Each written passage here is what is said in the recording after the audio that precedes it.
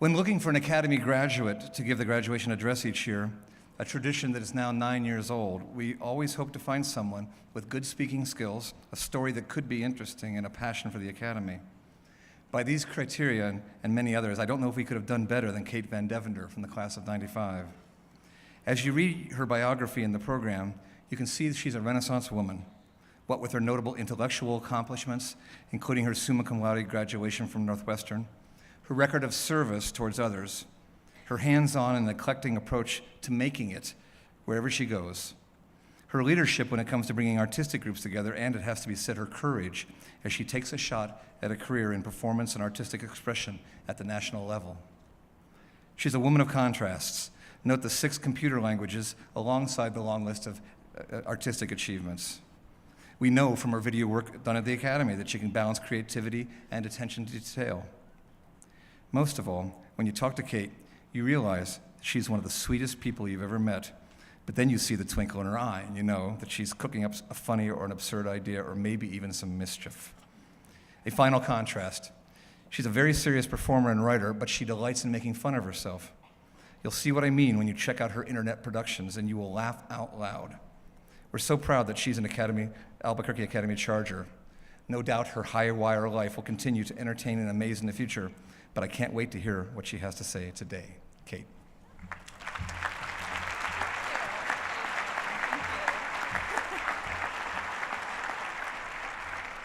Thank you so much. I am so honored to be here. It has been an absolute privilege to hear so many stories from all the members of the graduating class this week. It's been nothing short of inspiring, and I'm honored to share the stage with you.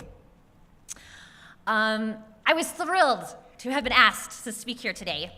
When Andy asked me, I went immediately and called my older sister, Laura, who's also an Academy graduate, and I said, I was asked to give the commencement speech at the Academy this year, and she said, wow. And then in that way that only older siblings can do, she said, why?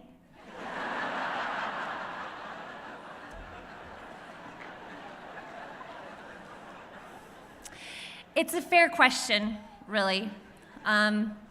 People ask me what I do, and there are a lot of answers. My resume is quite colorful because when you decide to become an actor and a writer, it turns out that people don't always want to pay you. So there are a lot of things you have to do to compensate for that. And after dozens of jobs and literally hundreds of auditions and several years of a relatively steady stream of rejection after rejection, I can honestly say that I am an expert in the art of failing.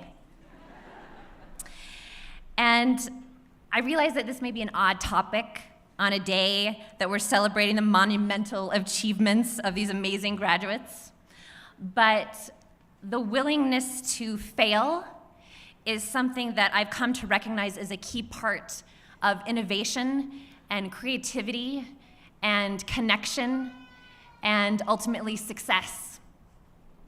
Plus, I think Andy might be wondering right now if he made the wrong choice for asking who to speak here today. And graduates, I don't know about you, but I really like seeing the headmaster sweat. So, you doing okay, Andy? You doing okay? Okay. I should start by telling you that I never set out to fail. I am a classic Albuquerque Academy overachiever. I love to excel. I love working hard. When I went to school here, I loved to tell people how hard I worked.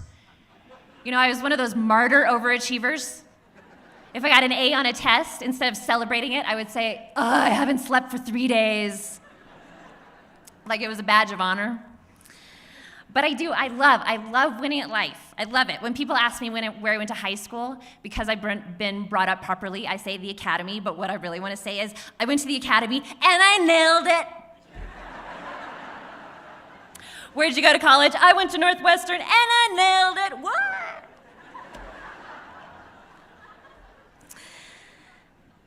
So when I graduated from college, I thought, man, if life is anything like school, I'm gonna be polishing my Oscar by 25. So you can see where this is going, right? I moved to New York, and whatever I was lacking in money and experience, I just made up for with pure 21-year-old naive confidence. And I will tell you that New York is not really a place that one can nail. You know, I had entered the acting profession, which is sort of a catch-all for crazy people, right? It's like 10% altruistic, educated artists, and 10% crossover people from reality TV and Disney teen rockers, and then about 80% of people who just rolled out of bed one day and decided to become an actor. And there's absolutely no distinction for who does and doesn't get the job. So for the first time, my work and my achievements didn't mean anything. And suddenly I was a girl with a lot of merit in a world that was not a meritocracy. And I didn't have any other currency. So this was a problem. For someone who had defined herself by her accomplishments, I really had a little, and by little I mean gargantuan, identity crisis. But I kept trying to stand out in all sorts of ways, with the best acting teachers and networking with agents and trying to redefine myself a lot of times. Perhaps most memorably was the year that I decided to become a professional mime. How you doing, Andy?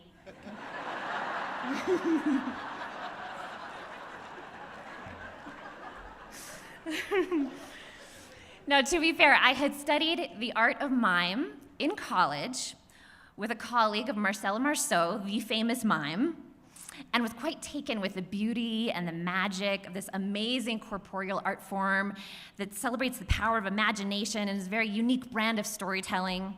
It was high art. And two of my girlfriends who had also studied mime decided that we were going to change the world through silence. We were going to bring the gift of mime to the people of New York and become ridiculously famous for it. So I was all full of hope and blinded by the wash of intense artistic vision, and I called my mom to tell her the good news. Mom, I'm going to quit my job to become a professional mime. And there was this long pause in which my mom may or may not have been pouring herself a stiff drink. Finally, she said, "So, you're gonna be a mime for profit?" Yes. And this was a really defining moment in my life because I can only imagine what was going on through my mom's head, right? Like, what am I supposed to tell the other Academy parents whose children are doctors and lawyers in totally respectable professions? Do you know how much we paid for your education to act so you could act like a smart person? Paris 1974 called and they want their art form back. But I told her this was important to me and I knew I could pull it off, and even though it seemed impossible, it was the right thing to do. And my mom did something incredible. She took a leap of faith and she said, "I believe you. I believe you. How can I help?" Now, to me, someone saying, "I believe you," is really different than saying, "I believe in you," right? Because I believe in you is sort of like saying, "I don't believe you right now, but I believe in your potential. I believe in a future you when you're making better decisions than the ones you're making right now. A future where my daughter hasn't lost her mind." I believe in you sometimes can be a very safe, emotionally risk-free way of loving someone. But my mom didn't do that. I believe you says, "I believe you now, I love you as you are." And when my mom said it, it gave me this confidence to pursue this dream, which sounded by all accounts bananas. Now, wouldn't it be nice if we really did become rich, famous mimes? And people from all over the world came to sit in silence with us for 2 hours, and they were so moved that it revolutionized art and ended wars and lowered taxes for everyone and just patched up the hole in the ozone. Wouldn't that be awesome? Right, so that didn't happen. But I learned a lot that year. I learned about the joy of making people laugh. And I learned how to tell stories. And in the tradition of Charlie Chaplin and Lucille Ball and Carol Burnett, I learned how to master physical comedy. And the mime company was one of my best failures ever. But after a year, the mime show closed, and I spent a few more years in New York doing things that actors are supposed to do to be successful, and really not getting anywhere and feeling stuck in the mire of mediocrity. And for someone who values excellence, for someone who went to the academy and understands what it feels like to be exceptional, I was devastated. And finally, I couldn't take anymore, and I decided that I'd rather just fail big than continue to accept a life of feeling invisible. So I did the unthinkable for an overachiever. At age 28, I moved back home with my parents. The humiliation. Andy, you okay? He's just glad I didn't do this entire speech in mime. Don't think I didn't think about it.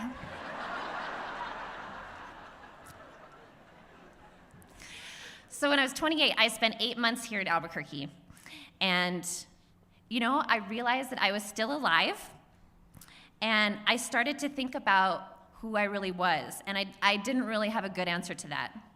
Although I had an inkling that I was more than just my achievements. And all I could think at the time was this simple truth: I am a person who understands what it feels like to fail. And I started to write a totally fictional comedy about an actor named Kate VanDevender who keeps trying and failing and never gives up. And I asked Andy if I could come and shoot some scenes over here, and we did on the track. And a couple months later, I had a little web series, and I put it up on the internet, and a few days later, it had 70,000 hits.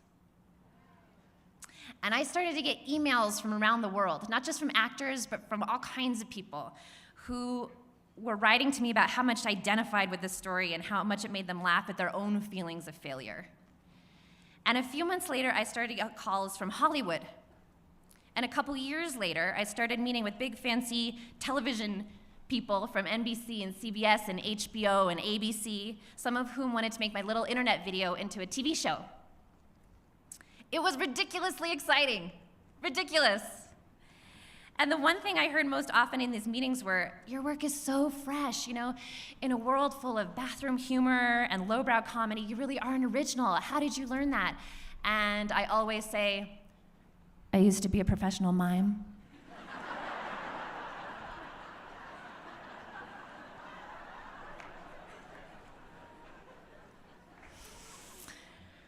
It's very easy to look back on this story through the lens of success and think, oh yeah, failure is worth it because, hey, look how this experience worked out. But the funny thing about the decision to take a risk is that in the moment you are taking it, it doesn't feel like a bridge to greatness. It feels like a deep, treacherous descent into a really terrible idea that threatens your entire credibility. A really terrible idea that has no logical justification for it except that somewhere in the pure intuitive nature of your being, there is this tiny spark. And that spark will hold the light for you as you go down, down, down into this abyss of uncharted territory. Fortunately, that spark is all you need. Now, I'm not saying that there are no bad ideas out there. There are plenty. For example, I would like to find the person who started the Real Housewives television franchise and have a word. I am saying, though, that sometimes a bad idea is a bad idea, but sometimes a bad idea is the hallmark of your future television career disguised as a mime for profit. You just don't know. In my profession, the major difference between people I know who are outrageously successful and those that can barely pay their rent is that the successful ones have a willingness to grow and be vulnerable in public. Even if they have to fight through real, honest shame to do it. even if it means that no one believes them at first, because they know that failing means learning. Failing means getting feedback so you can recalibrate and get closer to your success. And that the fear of failure is more debilitating than the actual consequences of failure. Graduates, you are facing a great unknown. I encourage you to trust that tiny spark of intuition. You are the leaders of your lives. Your instincts are personal and they belong only to you. And if you can't hear what they are, we will never know what greatness is in you. You are the sole interpreters of your intuition. The rest of us are just the help. I know that a lot is going on, and if your graduation was anything like mine was, it's kind of a blur. There's no more high school classes ever. Your friendships are about to change. Some of you are going to move home for the first time. Some of you are recovering from post-traumatic senioritis syndrome. It's a big deal. It is a big deal.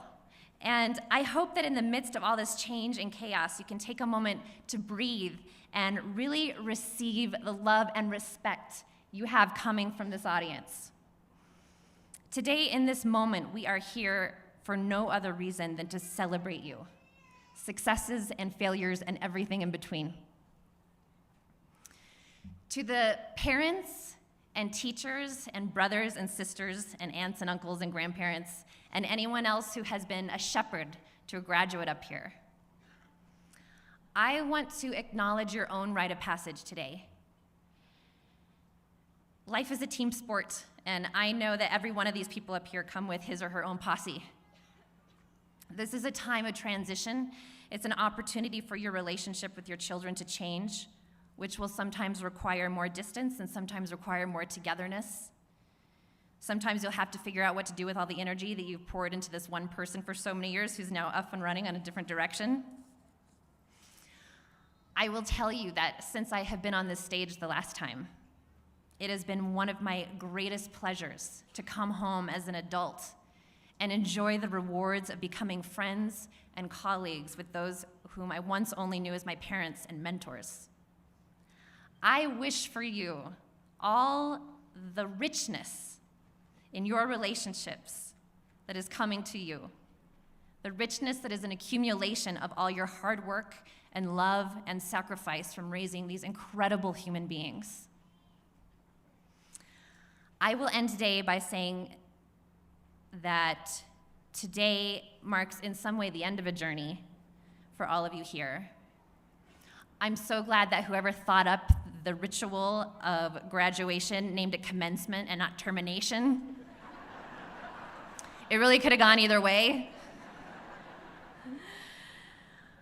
But it is a beginning, and if you don't remember much from this day, remember that Kate told you it was okay to fail, and then run like hell toward the success you so deserve. I think I speak for a lot of people here when I say what you have done, what you have accomplished is truly remarkable. You are loved and respected. We can't wait to see where your intuition takes you.